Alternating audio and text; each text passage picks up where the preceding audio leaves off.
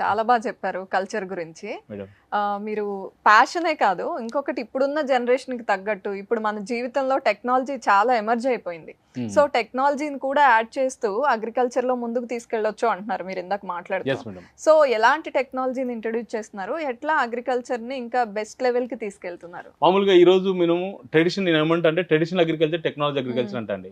ఇలా traditional agriculture చేసే ఒక రైతు ఒక ఎకరంలో పంట పండిస్తే అతనికి 30,000 నుంచి 40,000 రూపాయలు రావడం చాలా గ్రేట్. ఇయర్ మొత్తం కష్టపడితే ఆయనకు ప్రాఫిట్ వచ్చి ఒక 20,000 నుంచి 30,000 రూపాయలు రావడం చాలా గ్రేట్ అనమాట. అదే టెక్నాలజీ బేస్డ్ అగ్రికల్చర్ చేస్తే కొన్ని కంట్రీస్ ఉన్నాయి. ఇప్పుడు ఇజ్రాయెల్ లాంటి కంట్రీ కానీ, చైనా కానీ, జపాన్ కానీ, జర్మనీ కానీ, అమెరికా లాంటి కంట్రీస్ అని కూడా ఇలా టెక్నాలజీ చేసేసుకొని, నేను ఒక ఆర్టికల్లో చదివిన ఈ మధ్యన, ఒక ఇజ్రాయెల్లో ఒక 1/2 ఎకర్ ల్యాండ్లో అతను కూరగాయలు పండించి కూరగాయలు సాగు చేసి ఇంచుమించు సంవత్సరానికి 3 కోట్ల రూపాయలు ఇన్కమ్ జనరేట్ చేస్తుంది 1/2 ఎకర్ ల్యాండ్. సో మన దగ్గర ఒక 10 ఎకరాలు ఉన్న రైతు కనీసం 10 లక్షల రూపాయలు తీయలేకపోతుండు. రీజన్ ఏంటంటే అతను టెక్నాలజీ చేస్తుండు. ఆ టెక్నాలజీ ఏంటంటే అతను మనిషి చేయకుండా రోబోటిక్గా చేస్తుండ అనమాట.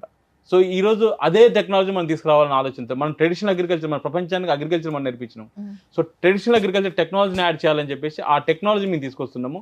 ఫస్ట్ తీసుకొచ్చేటప్పుడు ఏంటంటే ఒక మొక్కని మనము ఒక జనరేట్ చేసేటప్పుడు మామూలుగా విత్తనం ద్వారా చేస్తాము. సో కాకుండా నెక్స్ట్ లెవెల్ విత్తనం ద్వారా కాకుండా నెక్స్ట్ ఏంటంటే టిష్యూ కల్చర్ అనే ఒక టెక్నాలజీ వచ్చింది.